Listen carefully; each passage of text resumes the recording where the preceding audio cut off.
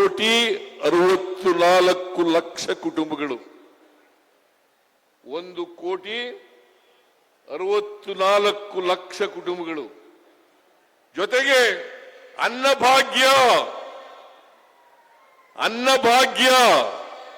ನಾನು ಹಿಂದೆ 2013ರಿಂದ 2018ರವರೆಗೆ ಮುಖ್ಯಮಂತ್ರಿ ಆಗಿರುವಾಗ 5 ಕೆಜಿ ಅಕ್ಕಿಯನ್ನು ಫ್ರೀಯಾಗಿ ಕೊಡ್ತಾ ಇದ್ದೆ.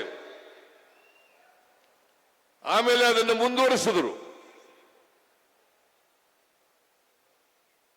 ಈ ಸಾರಿ ಅಧಿಕಾರಕ್ಕೆ ಬಂದ ಮೇಲೆ ಇನ್ನೂ 5 ಕೆಜಿ ಅಕ್ಕಿಯನ್ನು ಹೆಚ್ಚಾಗಿ ಕೊಟ್ಟು 10 ಕೆಜಿ ಅಕ್ಕಿಯನ್ನ ಬಡವರಿಗೆ ಕೊಡ್ತಕ್ಕಂಥ ಕೆಲಸವನ್ನ ಮಾಡ್ತಾ ಇದ್ದೀವಿ. ಹೊಟ್ಟೆ ತುಂಬ ಊಟ ಮಾಡಬೇಕು ಬಡವರು ಯಾರು ಕೂಡ ಹಸುವಿನಿಂದ ಮಲಗಬಾರದು. ಕರ್ನಾಟಕ ಹಸಿವು ಮುಕ್ತ ರಾಜ್ಯ ಆಗಬೇಕು. ಯಾವ ಕಾರಣಕ್ಕೂ ಕೂಡ ಬಡವರು ಹಸುವಿನಿಂದ ಮಲಗಬಾರದು ಅಂತೇಳಿ ಇನ್ನ 5 ಕೆಜಿ ಅಕ್ಕಿಯನ್ನ ಜಾಸ್ತಿ ಕೊಡ್ತಕ್ಕಂಥ ಕೆಲಸವನ್ನ ನಮ್ಮ ಸರ್ಕಾರ ಮಾಡಿತು. ಇದು 3ನೇ ಗ್ಯಾರಂಟಿ.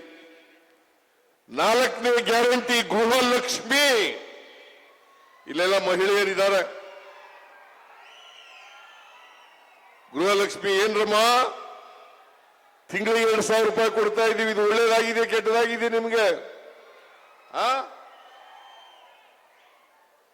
2,000 ರೂಪಾಯಿ ತಿಂಗಳಿಗೆ 1,23,00,000 1,23,00,000 ಕುಟುಂಬಗಳಿಗೆ, ಕುಟುಂಬದ ಯಜಮಾನಿಯರಿಗೆ 2,000 ರೂಪಾಯಿ ತಿಂಗಳಿಗೆ. ನಾನು ಬೆಳಗಾಂಗೆ ಹೋಗಿದ್ದೆ. ಬೆಳಗಾಂದಲ್ಲಿ ಒಬ್ಬ ಅಜ್ಜಿ ಬಂದಿದ್ಲು, ಹೋಳಿಗೆ ತಗೊಂಡ್ಬಂದಿದ್ಲು. ಒಬ್ಬಟ್ಟು ನನಗೆ ಒಬ್ಬಟ್ಟು ಕೊಟ್ಲು, ಹೋಳಿಗೆ ಕೊಟ್ಲು. ಏನಮ್ಮ ತಾಯಿ ಅಂತ ಕೇಳಿದೆ. ನೀವು 2,000 ರೂಪಾಯಿ ಕೊಟ್ಟಿದ್ದೀರಲ್ಲ, ಆ 2,000 ರೂಪಾಯಿನೆಲ್ಲ ಉಳಿಸಿ ಇಡೀ ಊರಿಗೆ, ನಮ್ಮೂರಿಗೆ ಹೋಳಿಗೆ ಊಟ ಹಾಕಿದ್ದೇನೆ ಅಂತ ಹೇಳಿದ್ರು. ಇದರಿಂದ ಹೊಟ್ಟೆ ಉರಿಯವರಿಗೆ, ಬಿಜೆಪಿಯವರಿಗೆ, ಜೆಡಿಎಸ್ನವರಿಗೆ ಹೊಟ್ಟೆ ಉರಿ ತಡ್ಕೊಳಕ್ಕಾಗಲ್ಲ.